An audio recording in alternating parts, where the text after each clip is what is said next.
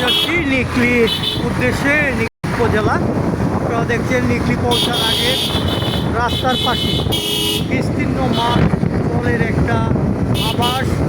যদিও এবছর জল কম, তারপরেও ধানের গোলা এই অঞ্চলে রাস্তার পাশে আপনারা দেখতে পাচ্ছেন যে বিদ্যুতের খুঁটি রয়েছে, এক পাশে দুপাশেই খুঁটি রয়েছে বিদ্যুতের।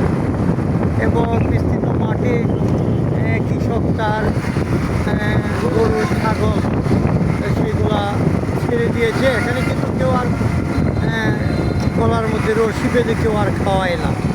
এবং অনেক জায়গায় কিন্তু আপনারা দেখতে পাচ্ছেন যে সোনালি হাঁস কিন্তু পাট, সেটা কিন্তু পানিতে ভিজানো হচ্ছে। কিছুদিনের মধ্যেই সেই সোনালি হাঁস সংগ্রহ করা হবে।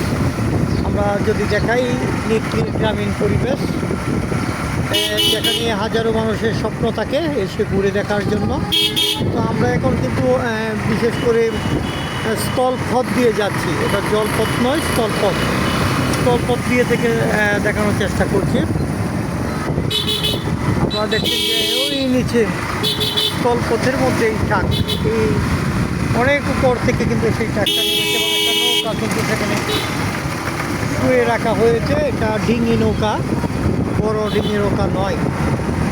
এখানের কৃষকরা ধান চাষ, মাছ চাষ, পাশাপাশি চাষাবাদ, যেমন ধানের পরেই রয়েছে নাইলিয়া, পাট, এইগুলা করে। পাশাপাশি চরে বিশেষ করে বাদাম, তারপরে ভুট্টা, এগুলো করে থাকে। আপনারা দেখছেন যে রোডের চারপাশের অবস্থা। এখানে যার জন্ম তাকে এখানে এই পরিবেশের সঙ্গে বেড়ে উঠতে হবে, তার স্বপ্নটাকে এভাবেই লালন করতে হবে। এটাই প্রকৃতির নিয়ম, প্রকৃতিকে ঘিরে ধরেই আমাদের বেঁচে থাকা।